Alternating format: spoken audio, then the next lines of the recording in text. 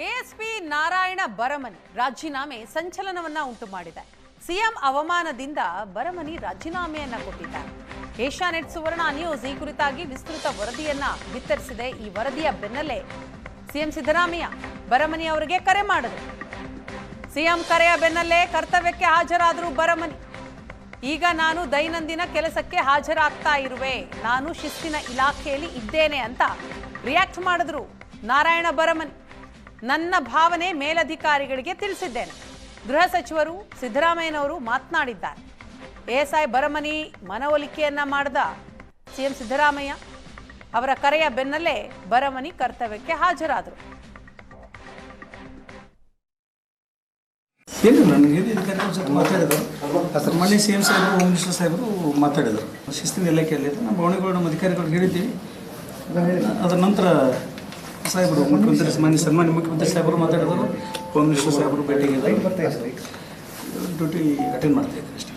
ಏನು ನನಗೆ ರಿಸೈನ್ ಮಾಡಿದ್ರು ಸರ್. ಸಿ ಎಂ ಅವ್ರಿಗೆ ಒಂದು ಲೆಟ್ರ್ ಬರೆದ್ರಿ. ನಾನು ಶಿಸ್ತಿನ ಇಲಾಖೆಯಲ್ಲಿ ಇರೋದರಿಂದ ನನ್ನ ಭಾವನೆಗಳನ್ನು ನನ್ನ ಮೇಲಾಧಿಕಾರಿಗಳಿಗೆ ತಿಳಿಸಿದ್ದೀನಿ.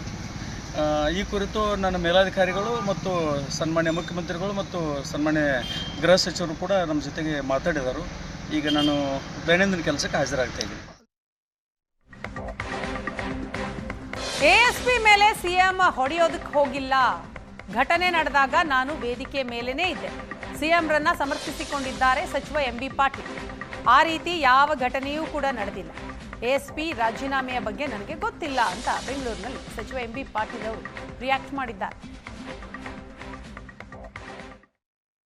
ಎಎಸ್ಪಿ ಸ್ವಯಂನ ಒಂದು ನಿವೃತ್ತಿಯನ್ನು ತಗೊಳ್ಳೋದಕ್ಕೆ ಸರ್ಕಾರಕ್ಕೆಲ್ಲ ಲೆಟರ್ ಬರೆದಿದ್ದಾರೆ. ಬಟ್ ಅದನ್ನು ಅಕ್ಸೆಪ್ಟ್ ಮಾಡೋಕ್ಕೆ ನಾವು ಹೊರಟಿದೆ ಸರ್ಕಾರ.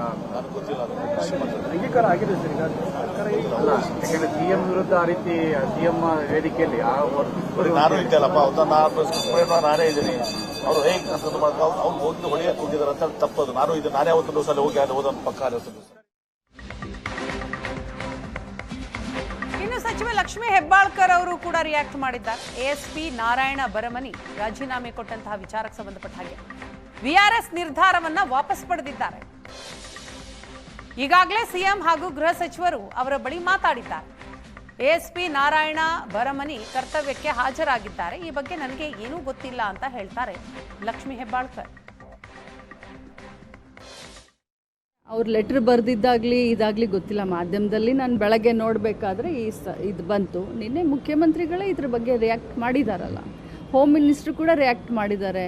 ನಾವು ಯಾವುದೇ ಕಾರಣಕ್ಕೂ ಅವ್ರನ್ನ VRS ತೊಗೊಳ್ಳಿಕ್ಕೆ ಬಿಡೋದಿಲ್ಲ, ನಾವು ಕರೆದು ಮಾತಾಡ್ತೀವಿ ಅಂತ ಹೇಳಿದಾರಲ್ಲ. ಅಲ್ಲ, ಈ ಘಟನೆ ಆದಮೇಲೆ ಅಟ್ಲೀಸ್ಟ್ ಅವ್ರಿಗೊಂದು ಸಾಂತ್ವನ ಹೇಳೋದಾಗಲಿ ಕರೆದು ಮಾತಾಡೋದಾಗಲಿ ಮಾಡಲಿಲ್ಲ. ಹೈಯರ್ ಆಫೀಸರ್, ಅವ್ರದ್ದೇ ಇಲಾಖೆ ಹೈಯರ್ ಆಫೀಸರ್ಗಳು ಕೂಡ ಮಾತನಾಡಲಿಲ್ಲ ಅಂತೇಳಿ ಅವ್ರ ಪತ್ರದಲ್ಲಿ ಉಲ್ಲೇಖ ಮಾಡಿ. ಅಂದರೆ ನಂದು ಅಲ್ಲದೇ ಇರೋ ತಪ್ಪಿಗೆ ನಾನು ಶಿಕ್ಷೆ ಗುರಿ ಆಗಲಿಲ್ಲ. ಈ ಎಲ್ಲ ಪ್ರಕರಣಕ್ಕೆ ಹೋಮ್ ಮಿನಿಸ್ಟರ್ ಅವ್ರು ಹೇಳಿದ್ದಾರೆ, ಕರೆದು ಮಾತಾಡ್ತೀನಿ ಅಂತ ಹೇಳಿದ್ದಾರೆ. ಡ್ಯೂಟಿಗೆ ಹಾಜರಾಗಿದ್ದಾರಂತೆ ನೋಡಿ, ವಾಪಸ್ ತಗೊಂಡಿದ್ದಾರಂತೆ, ಡ್ಯೂಟಿಗೆ ಹಾಜರಾಗಿದ್ದಾರೆ. ಅವ್ರ ಲೆಟ್ರ್